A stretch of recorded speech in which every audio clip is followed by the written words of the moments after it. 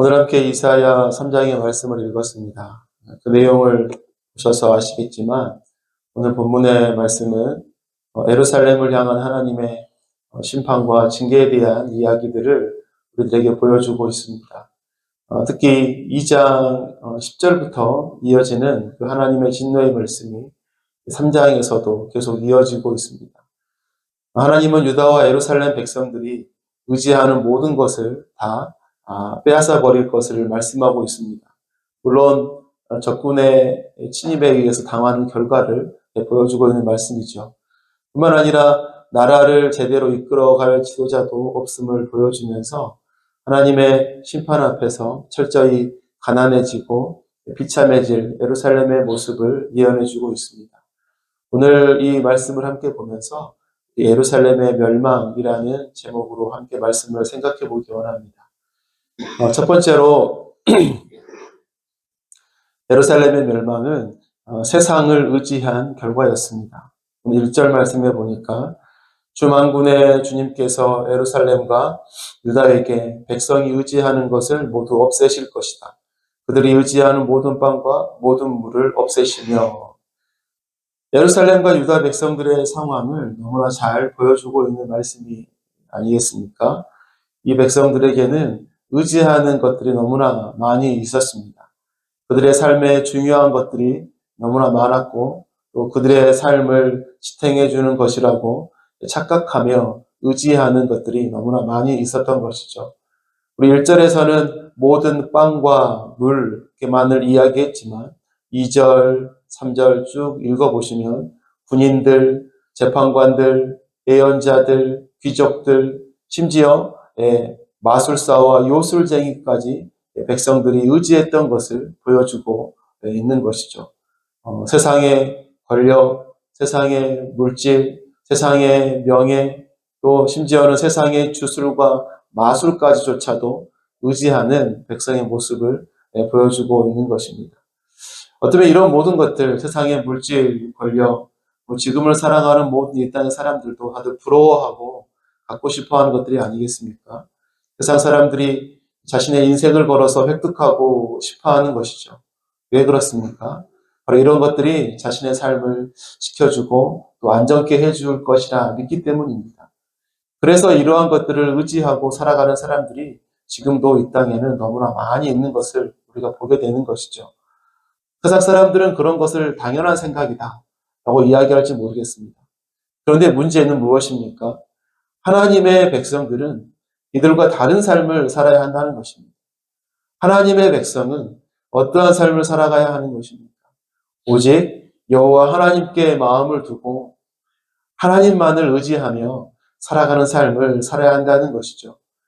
당장 눈앞의 결과가 보이지 않아도 고난을 만날 때, 시험을 당할 때, 길이 보이지 않을 때 어떻게 해야 하는 것입니까? 하나님 앞에 엎드리는 사람이어야 하는 것입니다. 그렇게 하나님을 의지하고 신뢰하며 살아가는 삶, 그 삶을 하나님은 인정하시고 높여주시는 것이죠. 이스라엘 백성들이 왜 하나님께 멸망의 예언의 말씀을 듣고 있습니까? 그들이 하나님을 의지하지 않았기 때문입니다. 하나님보다 세상을 더 의지하고 세상의 힘과 자신의 능력을 더 의지하였기 때문입니다. 세상의 것을 의지하기 위해서 때로는 하나님이 원하시지 않는 일조차도 행하였기 때문인 것이죠. 그런데 여러분, 이러한 백성들을 향해서 오늘 하나님은 어떻게 말씀하고 계십니까? 그 모든 것들을 다 없애버리겠다. 다 빼앗아 버리겠다. 말씀하고 계신 거예요. 지금은 내가 의지하는 물질과 건강과 또 인맥과 또 명성이 영원할 것 같고 그것이 나를 지켜줄 것 같지만 하나님께서 그 모든 것을 다 불어버리실 때 그때야 깨닫게 되는 것입니다. 세상의 모든 것이 의미 없음을, 오직 여호와 하나님만이 영원하며 그분만을 의지하는 삶을 살아야 하는 삶임을, 그 진리를 깨닫게 되는 것입니다.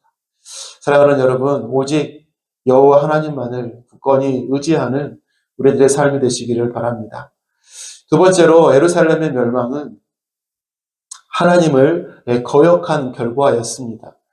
오늘 8절 말씀에 보니까 드디어 예루살렘이 넘어지고 유다는 쓰러진다. 그들이 말과 행동으로 주님께 대항하며 하나님의 영광스러운 현존을 모독하였기 때문입니다. 이렇게 말씀하고 있습니다. 오늘 이 8절의 말씀을 여러분 개역개정에서는 이렇게 기록해 주고 있습니다. 그들의 언어와 행위가 여호와를 거역하여 그의 영광의 눈을 범하였습니다. 여호와 하나님을 거역하였다. 이렇게 말씀해 주고 있는 것이죠.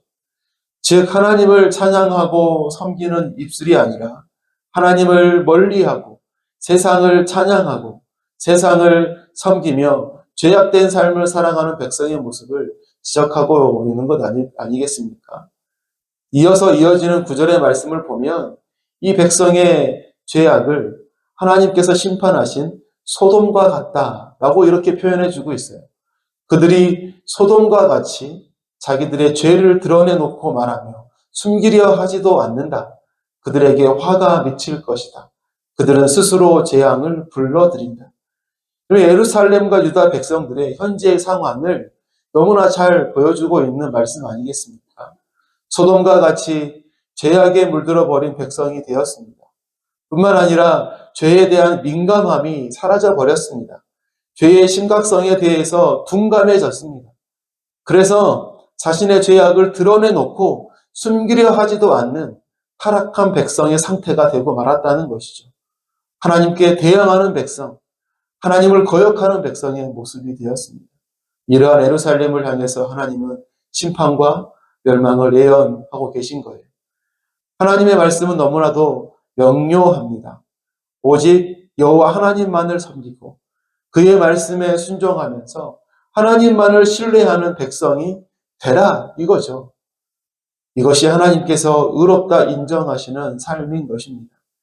그러나 이러한 삶을 살지 못하고 하나님을 거역하고 죄와 가까이 혹은 죄에 익숙해져 가는 삶을 살아갈 때 하나님은 그의 삶을 가만히 보시지 않고 그의 삶에 브레이크를 거시는 것입니다. 하나님의 심판은 단순히 죄에 대한 형벌과 징계의 의미만 있지 않다는 것을 우리는 너무나 잘 알고 있습니다. 회복시키시고 새롭게 하시고자 하시는 하나님의 깊은 마음이 바로 그 심판 속에 있음을 우리는 기억해야 하는 것이죠. 사랑하는 여러분, 하나님의 말씀을 거역하는 삶이 아니라 하나님의 말씀에 순종하는 믿음의 삶을 살아가는 우리 모두가 되길 바랍니다.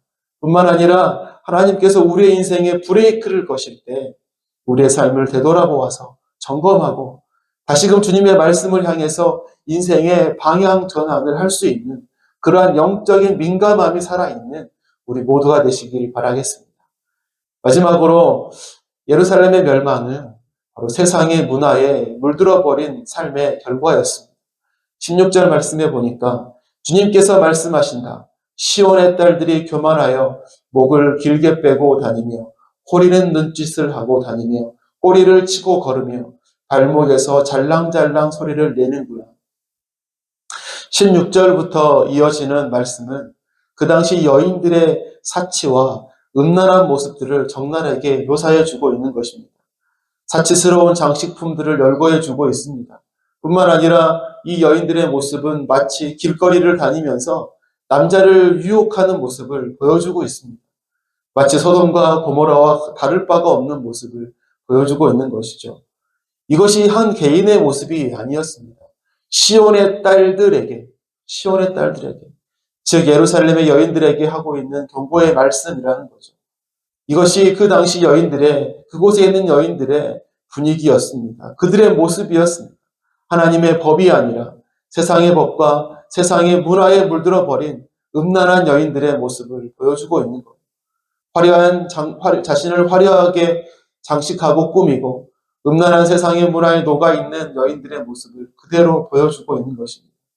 이처럼 하나님을 향한 영적인 감각이 죽어버리고 세속적인 세상의 문화에 물들어서 하나님 앞에 범죄하고 있는 백성들을 향해 하나님은 징계와 심판의 예언을 하고 계신 것입니다. 사랑하는 성도 여러분, 우리들은 언제나 영적인 민감함과 분별력이 있어야 합니다. 우리가 말씀과 기도로 늘 깨어있지 않으면 하나님의 말씀을 반하는 세상의 문화라는 거대한 파도에 우리는 그냥 맥없이 쓸려가는 인생이 되고 말 것입니다. 어제 한 영상을 보았습니다. 한 사람이 어린 중학생들을 대상으로 여러분 성관계에 대한 강의를 하는 거였어요. 중학생들을 대상으로. 그 강의 내용이 무엇인지 아십니까? 한 사람이 그 관계에 대한 제안을 하면 다른 한 사람이 그 제안에 동의하잖아요. 동의하면 관계를 가져도 된다. 이런 내용이었습니다. 어린 중학생에게. 근데 여러분 그 이야기를 그 강의를 듣고 있던 수많은 사람들의 댓글이 저는 더 놀라웠습니다. 댓글이 두루 달렸습니다. 탁월한 강의입니다. 정말 좋은 강의였습니다. 박수 치고 싶습니다. 이런 내용이었습니다. 여러분 지금 이것이 우리가 살고 있는 세상의 흐름이고 분위기이고 이런 문화를 속에 우리는 살아가고 있는 것입니다. 그런데 왠지 저 마음이 그것을 보는 너무 쓰리더라고요. 14살, 15살 아이들에게 너는 소중한 존재야. 하나님의 꿈을 꾸고 거룩한 하나님의 신부로 거룩하게 준비되어져 갈 소중한 존재야. 이렇게 가르쳐도 부족할 판인데 이렇게 성경에 갖는 거야. 가르치는 이 세상의 흐름과 문화가 너무나 안타까웠습니다. 여러분 이제는 세상의 문화를 거스르는 그리스도의 문화를 만들어 가자. 예전에 이런 외치는 구호들을 많이 보았잖아요. 그런 구호도 요즘 너무나 거창한 것 같아요. 이제는 우리의 가정에서 최소한 우리가 속한 공동체 안에서 세상의 문화를 거부하고 하나님의 법과 하나님의 가르침을 따르며 살아가는 그 한 사람이 너무나 중요한 시대가 되지 않았나 싶습니다. 사랑하는 성도 여러분, 세상의 문화에 물들지 않는 하나님의 사람으로 우리가 있는 곳에서 멋지게 당당하게 살아가는 저와 여러분 되시기를 간절히 소망합니다. 말씀을 맺겠습니다. 오늘은 예루살렘의 멸망이라는 제목으로 말씀을 나눴습니다. 예루살렘의 멸망은 세상을 의지하고 하나님을 거역하고 세상에 물들어버린 백성들을 향한 하나님의 심판이라고 했습니다. 이 말씀을 기억하면서 오늘도 우리가 있는 자리에서 하나님만을 의지하는 하나님의 백성다운 삶을 살아가는 저와 여러분 모두가 되시기를 간절히 소망합니다.